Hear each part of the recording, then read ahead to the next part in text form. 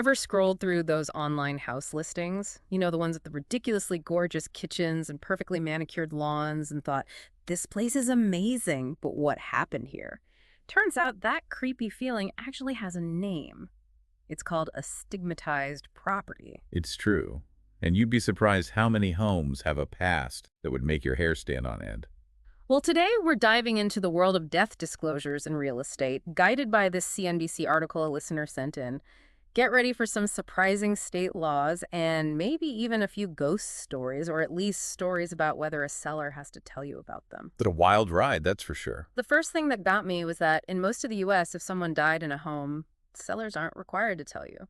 Yeah, it's a bit unsettling when you think about it. That's because most states focus on what they call material defects, problems that directly affect the physical structure of the house. So a leaky roof is a big deal, but a spooky past, not so much. Exactly. A death, even a recent one, isn't usually considered something that diminishes the actual value of the property, at least in the legal sense. Okay, so that explains why some listings give me the heebie-jeebies. But there are exceptions to this rule, right? I know California is pretty strict about disclosures. You're right. California requires sellers to disclose if a death occurred on the property within the past 3 years. And up in Alaska, if there's been a murder or suicide, that falls under disclosure laws for a year after it happens. South Dakota also has a 1-year disclosure rule for any death on the property. So if you're looking for full transparency, those states are a good place to start. Definitely. But here's where it gets interesting. The article mentions this case in Georgia. While upfront disclosure isn't required there, if a potential buyer asks about a death in the house, the agent has to answer truthfully. It's like a legal loophole with a conscience. It really highlights how this issue isn't just about the letter of the law, it's about ethics and what information is considered important enough to share with a potential buyer. Which brings me to my next question. What exactly does constitute a material defect in the eyes of the law? Because a leaky roof, sure, that makes sense. But a spooky past? That's where things get a little hazy, right? Absolutely. This is where the definition of a stigmatized property comes into play. Hmm. We're talking about places that have been, let's say, psychologically impacted. Think murders, suicides, claims of hauntings, even homes that were once occupied by someone infamous. So basically anything that would make a great episode of those paranormal investigation shows, I'm hooked on. You got it. And the law doesn't always see those things as reasons a seller has to disclose, except, and this is kind of funny, in New York.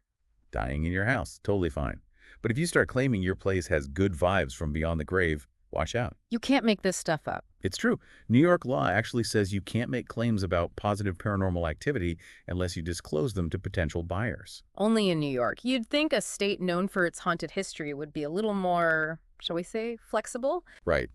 But it just goes to show how differently states view this whole issue of property's past. Yeah. And it makes you wonder who's actually buying these houses with, shall we say, eventful pasts. Yeah. Are they just horror movie buffs looking for a real-life thrill? Or maybe bargain hunters hoping for a killer deal, no pun intended. Speaking of which, this CNBC article mentioned a fascinating statistic about this very thing. 72% 72%. of potential homebuyers would consider buying a haunted house if it meant a lower asking price. That's according to a Redfin economist. Wow, that is a lot higher than I would have guessed. I guess everyone loves a good deal, even if it comes with a side of spooky. It really makes you wonder what's the price tag on peace of mind, right? Right. And we have a real-life example of this with the La Bianca mansion featured in the article. The La Bianca mansion, as in that La Bianca mansion. Yeah, the one with, With that, yeah. it has a gruesome history, but it's still sold, just at a discount. The La Bianca mansion. Wow. Okay. So the article points out that even with its tragic past, the site of those horrific murders by the Manson family, it eventually sold. It might have taken a price cut, but someone looked past the history and saw a home. It's true. That's both fascinating and a little unsettling. It makes you think about all the other homes out there with stories to tell. Speaking of uncovering a home's history, let's say you are in the market for a new place, and you're hoping to avoid any unwelcome supernatural roommates. How do you find out if your dream home has any, shall we say, skeletons in the closet? And I mean that both literally and figuratively. Well, asking your real estate agent is always a good first step, Huh. but as we've discussed, they might not be legally obligated to tell you everything. That's where some good old-fashioned detective work comes in handy. Right, because who better to spill the tea than the people who actually live there, the neighbors? I can just imagine those casual conversations over the fence. Oh, this house? Lovely place, but you might want to sleep with the lights on. Exactly. Don't underestimate the power of local intel. But for those who prefer a more official route, there's always the option of digging into public records. Ah, yes. County records, every history buff's favorite rabbit hole. What kind of information can you find there? County records are a treasure trove of information when it comes to a property's past. You can find crime reports, property history, even details about previous owners, all sorts of things that might give you a clearer picture of what you're getting into. It's like putting together a puzzle, piecing together the story of a house. This whole deep dive has me thinking. Even beyond death, there are so many other events that could be considered stigmatizing to a property, at least in the eyes of potential buyers. Absolutely. We've focused on death disclosures in this particular deep dive, but you're right, this opens up a much broader conversation about what kind of information sellers are ethically obligated to share. This is where it gets really interesting. Let's say a house was the site of a highly publicized crime, not necessarily a murder, but something that casts a shadow over the property. Should that be disclosed?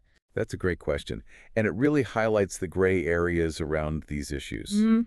Legally, it might not be considered a material defect, but ethically, it's a much trickier question. And it gets even more complex when you consider events that might not be officially documented, like rumors of hauntings or stories about previous owners that have become local legends. Right, that's where things get really interesting. On the one hand, you have the seller's right to privacy and the potential for unfounded rumors to impact a property's value.